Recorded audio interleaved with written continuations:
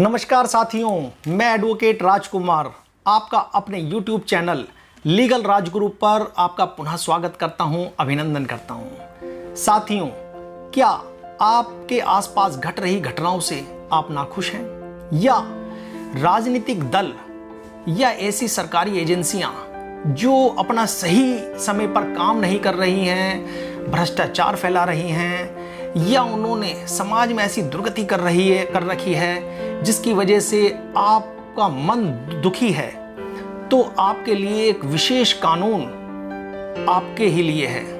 ऐसा टूल जिसको आप ब्रह्मास्त्र की तरह यूज कर सकते हो और समाज में फैली हुई कुरीतियों को, बुराइयों को स्वयं दूर करवा सकते हो। वह टूल, वह ब्रह्मास्त्र है PIL।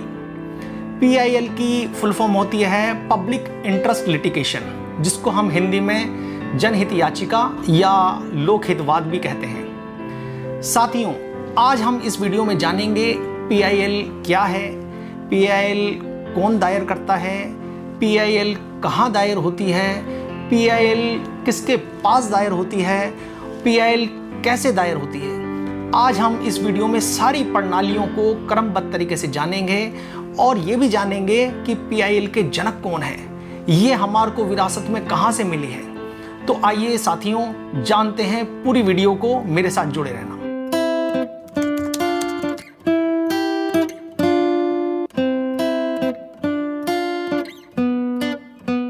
PIL क्या है?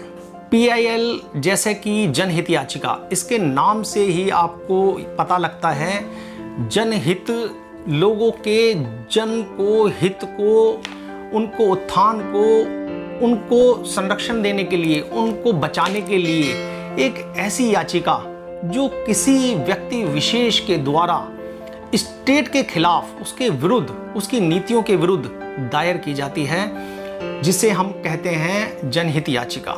साथियों, उदाहरण के तौर पर हम जानते हैं कि अगर आपके आसपास कोई ऐसी फैक्ट्री चल रही है जिसमें कम उम्र के, छोटी उम्र के बच्चे काम कर रहे हैं, तो आप उनको बचाने के लिए, उनके जीवन को बचाने के लिए आप PIL दायर कर सकते हैं, क्योंकि आपको पता है कि बाल मजदूरी एक कानूनन अपराध है।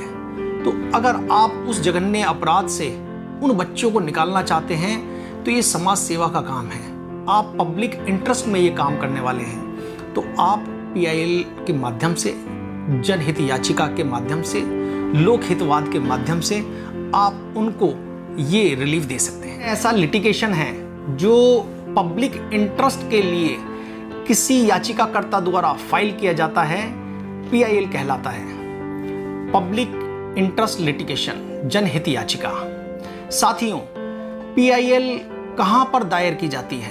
PIL सिर्फ और सिर्फ सुप्रीम कोर्ट और हाई कोर्ट, इन दो ही न्यायालयों में ये दायर की जा सकती है। अनुच्छेद 32 के अंतर्गत सुप्रीम कोर्ट में हम इसे दायर कर सकते हैं और अनुच्छेद 226 के अंतर्गत हम इसे हाई कोर्ट में दायर कर सकते हैं। साथियों, हम PIL किसके विरुद्ध दायर कर सकते हैं? PIL हम दायर कर सकते हैं स्टेट के खिलाफ, राज्य के खिलाफ, और संविधान के अनुच्छेद 12 में स्टेट को परिभाषित किया गया है। स्टेट को परिभाषा में बहुत सारी एजेंसियां, जो सरकारी एजेंसियां हैं, डिपार्टमेंट, ऐसी एजेंसियां जो मिलकर राज्य को बनाती हैं, जैसे कि पर्यावरण से जुड़े मामलों में, महिला एवं बच्चों से जुड़े मामलों में, भ्रष्टाचार से जुड़े मामलों में, सरकारी नीतियों में कोई खामियां हैं, नशा, सट्टा, अवैध हथियारों जैसे के मामलों में, कारागारों और बंदी के मामलों में, बाल श्रम के मामलों में, बंधुआ मजदूरी के मामलों में, पर्यावरण और संसाधन के मामलों में, शिक्षा, राजनीति, लोक नीति, मानव अधिकारों के मामलों में। ये सभी मामले ऐसे हैं जिनको आप PIL के माध्यम से लोगों में जागरूकता ला सकते हैं, समाज में एक नई लहर की, एक नई ऊर्जा पैदा कर सकते हैं। ये आपका ब्रह्मास्त्र के रूप में आप इसको न्यायालय के माध्यम से इस्तेमाल कर सकते हैं। साथियों, PIL दायर करने का माध्यम क्या है? PIL दायर करने के 3 माध्यम हैं। पहला माध्यम आता है हमारा पत्र, पोस्ट द्वारा। आप पत्र लिखकर ऑनरेबल सुप्रीम कोर्ट को और ऑनरेबल हाई कोर्ट को ये उनके संज्ञान में ला सकते हो अगर कोई ऐसी अप्रिय घटना घटने वाली है या कहीं आप किसी का शोषण देखते हो, तो उस पूरी की पूरी विश्लेषण से आप उसको पत्र में लिखकर सुप्रीम कोर्ट और हाई कोर्ट में डाल सकते हो। दूसरी आती है रिट पिटीशन। आप किसी वकील के माध्यम से रिट पिटीशन कोर्ट में दायर कर सकते हो। और तीसरा आती है स्वप्रेरणा से संज्ञान। यह अधिकार सिर्फ सुप्रीम कोर्ट और हाई कोर्ट को ही है कि उनको ऐसी कोई मुद्दा, ऐसी कोई विषय लगता है जो समाज में असंवैधानिक तरीके से चल रहा है या कोई डिबेट ऐसी चल रही है, कुछ न्यूज़ में ऐसी घटना लिखित रूप से छपी है जिससे कहीं ना कहीं ऐसी घटना घट सकती है जिससे कि अव्यवस्था हो सकती है, तो सुप्रीम कोर्ट या हाई कोर्ट स्वप्रेरणा मतलब अपनी इच्छा से, उनको ये शक्ति है कि वो स्वप्रेरणा से उसको संज्ञान में लाकर उसके खिलाफ उस मुद्दे को उठा सकता है और अप्रिय होने वाली घटना को पहले से रोक सकता है। तो ये थी हमारी 3 माध्यम जिससे कि हम इसको कर सकते हैं, पत्र के माध्यम से, वकील द्वारा रिट के माध्यम से और सुप्रीम कोर्ट और हाई कोर्ट के स्वप्रेरणा के माध्यम से। साथियों, आइए जानते हैं PIL कैसे दायर की जाती है। साथियों, अगर आप सुप्रीम कोर्ट में PIL दायर कर रहे हैं तो ये आपको 5 प्रतियों में, 5 कॉपीज़ में यह लगानी होगी, क्योंकि सुप्रीम कोर्ट प्रत्येक व्यक्ति को, रिस्पोंडेंट को ये नोटिस करके देता है। और अगर आप हाई कोर्ट में ये लगाते हैं तो ये 2 कॉपीज़, 2 प्रतियां आपकी इसमें लगेंगी। अब जानते हैं फीस के बारे में। फीस 50 रुपये प्रति व्यक्ति, 50 रुपये प्रति व्यक्ति इसमें फीस सबमिट होती है। और न्यायालय के ऊपर है कि वे अगर चाहे तो इसमें से वो फीस हटा भी सकता है। अगर 5 लोग हैं तो 5 लोगों के हिसाब से, 50 रुपये के हिसाब से 5 लोगों के 250 रुपये इसमें फीस सबमिट होगी। और न्यायालय लगा भी सकता है, हटा भी सकता है। आगे आती है कि ये कोई भी व्यक्ति कर सकता है, किसी के खिलाफ कर सकता है?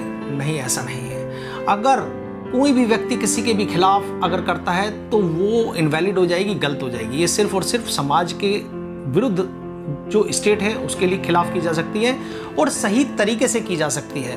अगर आपका तरीका सही नहीं हुआ, अगर न्यायालय को लगता है कि ये गलत नियत से इसको दायर किया जा रहा है, तो इस पे न्यायालय कठोर रूप अपनाते हुए उस पे कठोर कार्रवाई कर सकता है और उस पे कॉस्ट भी लगा सकता है, उस पे जुर्माना भी लगा सकता है जिसने ये दायर की है। अगर आप समाज में कुछ ऐसी असंवैधानिक चीज़ें देख रहे हैं जो गलत हो रही हैं, तभी इसको दायर करें।